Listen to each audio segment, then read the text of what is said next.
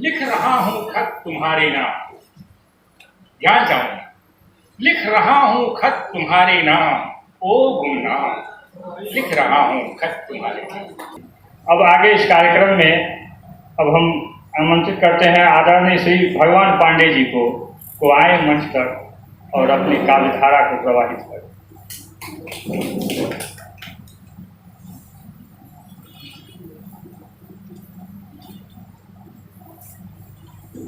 उपस्थित के प्राचार्य महोदय और अतिथिवर डॉक्टर मृत्युंजय बाबू और बाकी सभी सम्मानित हमारे जो फैकल्टी मेंबर हैं, मेरे मित्र श्रोता में मंडली में जो हैं, मैं कविता तो पढ़ूंगा,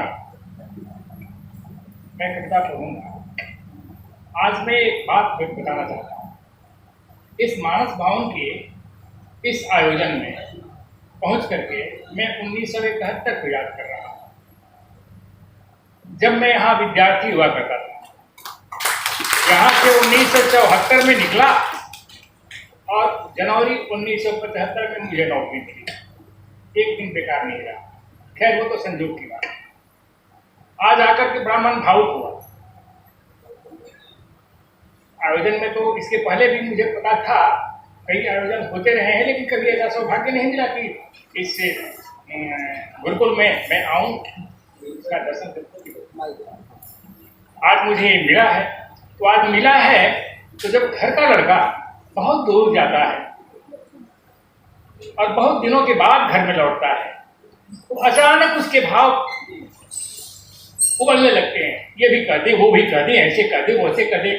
मैं समझता हूं कि शायद मैं सही जगह पर हूं। यदि आप हैं तो अपना समर्थन दीजिए। कितनी बातें कहनी है और कहां से शुरू करूं ये समझ में नहीं आता है, लेकिन संक्षेप में मैं 2-3 बात कहूंगा 1-2 मिनट में। और अपने प्राचार्य महोदय से मैं अनुरोध भी करूं। कार्यक्रम के क्रम में प्राचार्य महोदय की एक बात मुझे सुनने को मिली, कुछ स्वाद मिला अलग अलग तरह के। प्राचार्य महोदय ने कहा कि भाई फैकल्टी साइंस, हिस्ट्री वाले और सोशल साइंस वाले और जहाँ तक सेमिनार सब चल रहा है ज्वाइंटली, और शुरू से मैं आज देखा कि एक कॉकटेल बन गया प्रोग्राम। प्रेमचंद जयंती है, दोस्ती है, इसके बाद और इसके पहले गांधी जी पर भी हुआ। एक ही दिन क्यों सर प्राचार्य महोदय, एक ही दिन क्यों बच्चों को हमें ये क्षमा, मैं पहले क्षमा मांग लिया हूं, उसके बाद कह रहा हूं, क्योंकि मैं आपका विद्यार्थी रहा। एक ही दिन क्यों? यह तो कंटिन्यूअस प्रोसेस होना चाहिए। यह हमारे टीचिंग लर्निंग प्रोसेस का या एजुकेशन का एक पार्ट है। कुछ नहीं तो कम से come once in a week यदि हो सकता है तो ठीक, कोई बात नहीं है। वंस इन अ मंथ तो होना ही चाहिए।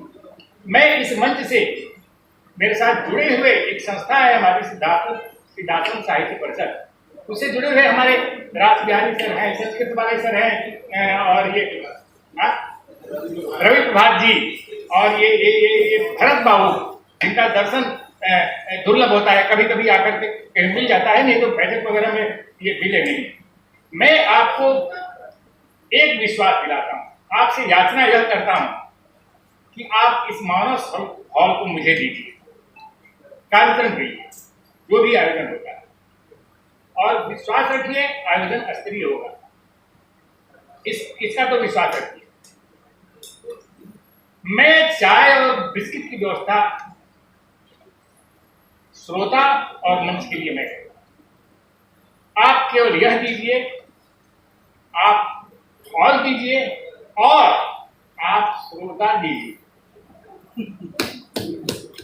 आप लोग ऐसे क्यों करते रहे? आप यदि सहमत हैं, क्योंकि एक वातावरण बनना चाहिए सर, एक वातावरण बनना चाहिए। बच्चों में बच्चे जो है हमारे एक्सट्रोवर्ट कैसे होंगे, वाचार कैसे होंगे, अब बनाना जरूरी है ना। यहाँ से लीडरशिप को भी हमें डेवलप करना है, उनके अंदर रुचि पैदा करनी है। तो सर ये मेरा रिक्वेस्ट है, और मैं आशा करूंगा कि मेरी याचना पर आप ये करेंगे। और अन्यथा न लेते हुए, क्योंकि मैं इस परिवार का एक सदस्य हूँ, आप ये मान करके चलिए, यदि मैं कह रहा हूँ कि मैं ये व्यवस्था करूंगा तो इसको आप बिल्कुल अन्यथा नहीं लेंगे।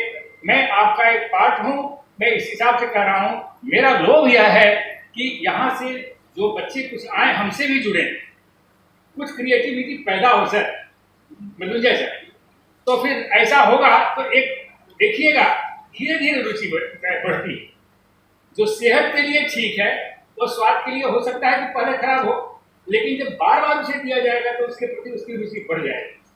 तो इन्हीं शब्दों के साथ मैं अति क्षमा सहित मैं अपनी भावना को रखा, जैसा उचित आप लोग समझें। और अब मैंने कहा ना कि कई भाव आ रहे हैं अचानक, क्या मैं कहूँ क्या मैं कहूँ, तो मैं थोड़ी सी धृष्टता करते हुए और मैं कुछ नए में सुना रहा हूँ। आज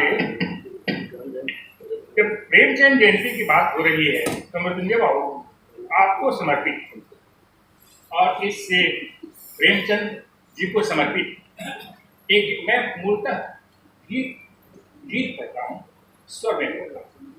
समय थोड़ा लगता है लेकिन पहला मैं पाठ ऐसे ही कर रहा हूँ क्योंकि समय को भी बचाना है ना। तो एक प्रेमचंद के ऊपर उसी को जोड़ करके, प्रेमचंद जी को अब इस पर बोलने पर तो ज्यादा समय लगेगा तो उसकी आवश्यकता नहीं है।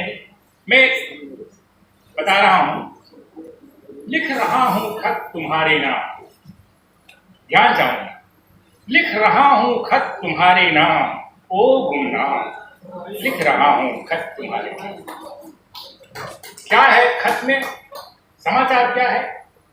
जिंदगी इंसान पर अब तो लदी है, जिंदगी इंसान पर अब तो लदी है और चिलचिलाती धूप में जलती सजी है। जिंदगी इंसान पर अब तो लदी है, चिलचिलाती धूप में जलती सजी है। तड़फड़ा व्याकुल हिरण है, रेत की चारों तरफ फैली नदी है और त्रसित है आवाम, ओ गुमनाम, लिख रहा हूं खत तुम्हारे। अपनी उपस्थिति को दर्ज कराते रहिए। फूल फूल वे जो इस जहां में बो गए हैं, फूल वे जो इस जहां में बो गए हैं, खार गुलशन के लिए वे हो गए।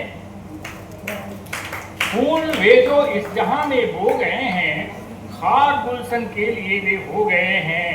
दहशतों से पंखुड़ी झड़ने लगी है, किसलियों के गात पीले हो गए हैं और गुल हुए गुलफाम, ओ गुमनाम, लिख रहा हूं खत तुम्हारे। अगला वन देखिए।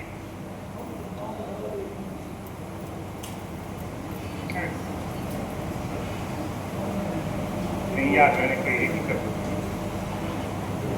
ना जो ही लिखे मैं भी कर रहा हूं। पृथकता की हवा फिर बहने लगी, पृथकता की हवा फिर बहने लगी है। देश काल को देखा जाए, इस रचना को सुना जाए। पृथकता की हवा फिर बहने लगी है, आग भी बेपर्दियों रहने लगी है। पृथकता की हवा फिर बहने लगी है, आग भी बेपर्दियों रहने लगी है।